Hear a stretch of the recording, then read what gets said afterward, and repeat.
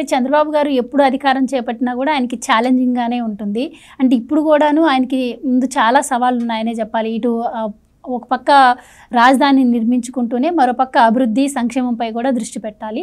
So ఈ 6 నెలల్లో మనం చూసాము అధికారంలోకి ఎప్పుడైతే రాగానే వెంటనే అమరావతి వెళ్ళి అక్కడ ఆయన పాదాభివందనం చేసి దానికి మళ్ళీ ఇప్పుడు 1200 కోట్ల వరకు కూడా టెండర్లు పిలవడం జరిగింది. సో కేంద్రం నుంచి కూడా అంతే సహకారం లభిస్తుంది.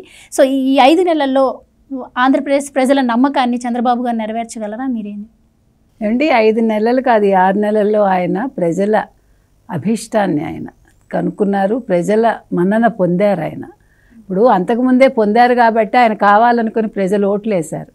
134 సీట్లు ఇచ్చారు తెలుగుదేశానికి. ఊరికే ఇచ్చారా? మీరు చెప్పారు చూడండి ఇందాక ఆయన ఎప్పుడు వచ్చిన కష్టాలని. 95లో ఆయన పదవి చేపట్టినప్పుడు కూడా చాలా ఆర్థిక సంక్షోభంలో ఉంది రాష్ట్రం. అప్పుడు ఉమ్మడి ఆంధ్రప్రదేశ్. అప్పటి నుంచి ఆయన చెప్పాలంటే కష్టాల్లోనే ఉన్నారు. కానీ ఆ కష్టాలు ఎప్పుడు ఆయన కష్టాలు అనుకోరు. అది ఒక ఛాలెంజ్గా తీసుకుంటాడు ఆయన.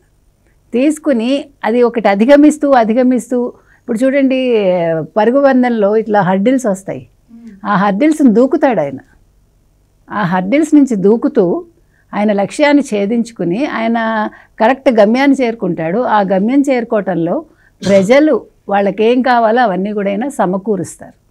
అది చంద్రబాబు ఎప్పుడు కూడా ఆయన కష్టం ఉన్న చోట చంద్రబాబు ఉంటారు. అది అందుకని కష్టాలు ఆయన ఎప్పుడు కష్టాలు అనుకోరు. ఇది నాకు ఒక ఏమనాలి సవాల్ అనుకుంటాడు ఆయన. ఇప్పుడు జగన్మోహన్ రెడ్డి అయితే పారిపోతాడు. ఆయన డబ్బులే కనిపించాలి. ఎప్పుడు కరెన్సీ ఉంటేనే జగన్మోహన్ రెడ్డి ఉంటాడు. ఈయన కష్టాలు ఉంటేనే చంద్రబాబు నాయుడు ఉంటారు. అది వాళ్ళిద్దరికీ తేడా. ఈయన కరెన్సీని ప్రజలకు ఇస్తారు. ఆయన ప్రజల దగ్గర నుంచి కరెన్సీని కొట్టేస్తాడు. అది జగన్మోహన్ రెడ్డికి చంద్రబాబు నాయుడికి ఉండే తేడా. కాబట్టి ఈ 6 నెలలు టెస్టింగ్ పీరియడ్ కాదు. ఆయన కొత్తగా టెస్టింగ్ పీరియడ్ ఏం లేదు కదా. ఆల్రెడీ ప్రజలకు తెలుసు కాబట్టి ఈరోజు సంతోషంగా ఉన్నారు. 31కే పెన్షన్ వస్తుంది. అంతకుముందు చూసుకుంటే 30వ తారీఖుకే పెన్షన్ ఇచ్చేశారు. అంటే ఒక అసాధ్యాన్ని సుసాధ్యం చేయడం అనేది చంద్రబాబు నాయుడు గారికి వెన్నతో పెట్టిన విషయం. అంతకుముందు పెన్షన్లు ఇవ్వాలంటే దానికి ఒక పెద్ద హంగామా. ఈయన జేబులోంచి ఇచ్చేస్తున్నట్టు జగన్మోహన్ రెడ్డి సొంత సొమ్ము కదా. దానికో పెద్ద బిల్డప్. అది మార్చి 16 ఎప్పుడైతే ఎన్నికల కోడ్ వచ్చి ఇవ్వకూడదన్నారు 2 నెలలు ఎంత హంగామా చేశాడండి. ఏంటి ముసలి వాళ్ళని చంపేశాడు మిట్ట మధ్యాహ్నం తీసుకొచ్చి మంచాల మీద. ఇంతకంటే శాడిజం ఉంటుందా? ఇప్పుడు పెద్దవాళ్ళు రావట్లేదు బయటికి, పెద్ద మనిషి వెళ్ళి ఇస్తున్నాడు. అది తేడా. కాబట్టి చంద్రబాబు నాయుడు విజన్ అంటే దానికి ఏదో కొండలు పడగొట్టేయాలి, లేకపోతే చెట్లు నరికేయాలి, జగన్మోహన్ రెడ్డి వస్తే కాదు, పరదాలు కట్టాలి కాదు. చంద్రబాబు నాయుడు కామ్గా వెళ్తారు. వాళ్ళకి కావాల్సింది ఇస్తున్నారు. పెన్షన్ ఆయన స్వయంగా ఇస్తున్నారు.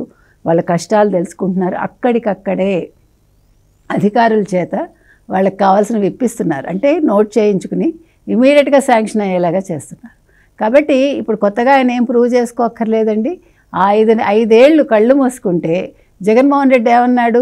4.5 సంవత్సరాలు కళ్ళు మూసుకోండి, ఈ ప్రభుత్వం పడిపోతుంది అన్నాడు. పడదు.